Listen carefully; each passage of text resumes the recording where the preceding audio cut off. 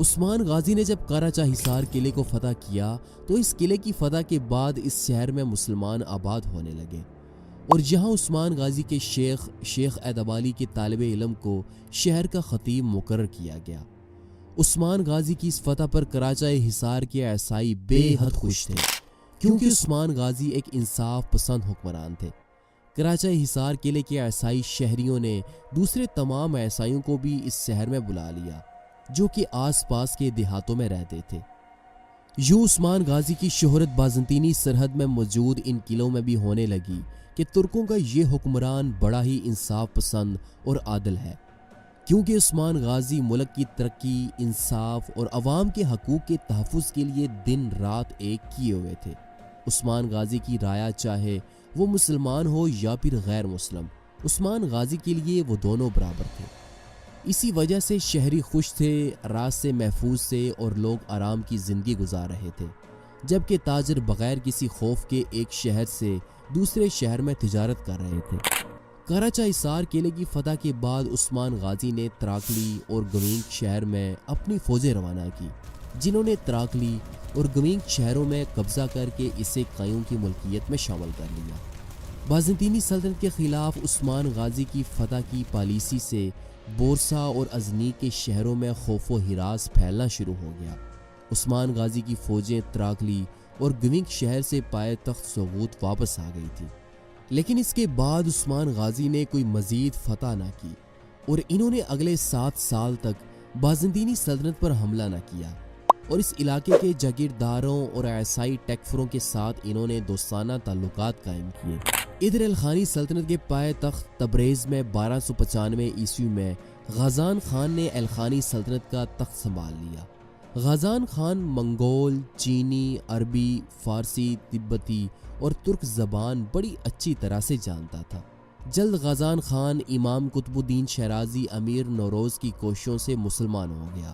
اور اس نے ہزاروں منگولوں کے ساتھ اسلام قبول کیا، اور یوں اگلے 9 سال تک الخانی سلطنت مسلمان ہو گئی۔ ادھر اناطولیہ میں 1298 عیسوی میں الخانی سلطنت کے منگول گورنر سلیمیس نے 50,000 سپاہیوں کے ساتھ غازان خان کے خلاف بغاوت کر دی،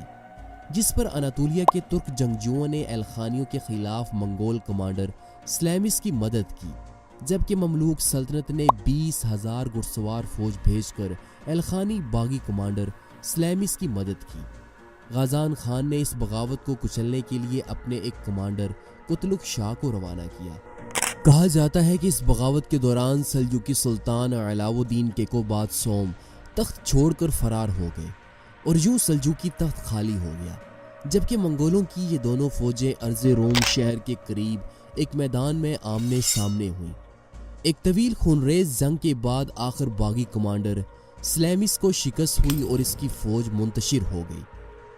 جب اناطولیہ میں الخانیوں کی آپس میں جنگ ہوئی اور سلطان علاؤ الدین کیکوباد-سوم نے تخت چھوڑ کر راہ فرار اختیار کی تو سلجوقیوں کی رہی صحیح طاقت بھی جاتی رہی، اور یوں سلجوقی سلطان کے نہ ہونے پر مختلف امراء اور گورنروں نے اپنی خود مختار چھوٹی چھوٹی حکومتیں قائم کر لیں۔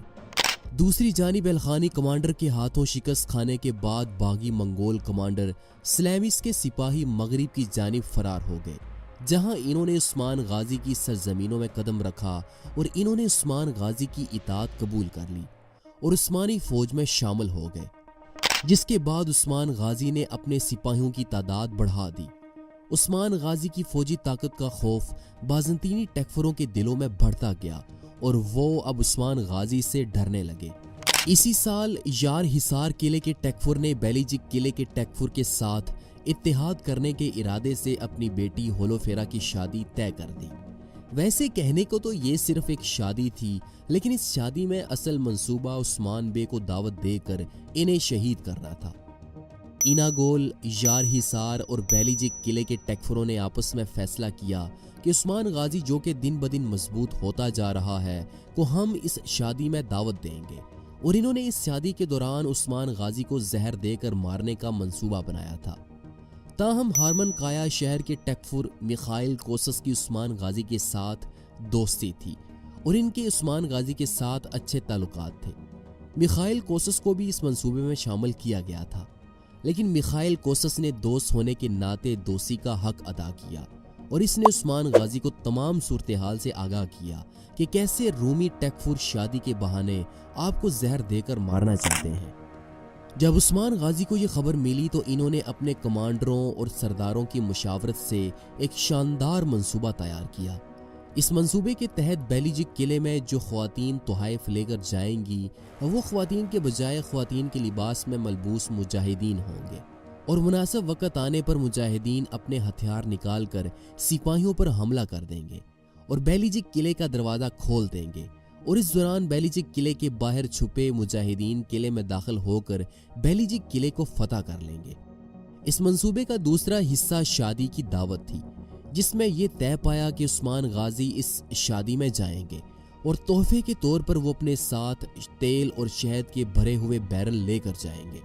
لیکن ان شہد اور تیل کے ڈرموں میں دراصل عثمان غازی کے سپاہی ہوں گے، اور یہ بھی طے پایا کہ جب رات کے پہر تمام سردار اور ٹیکفور اور رومی سپاہی نشے میں دھت ہوں گے تو تب انہیں مار دیا جائے گا۔ اس منصوبے کا تیسرا حصہ اناگول شہر تھا، جہاں پر ترک و دلب اپنے سپاہیوں کے ساتھ اناگول شہر کا محاصرہ کریں گے۔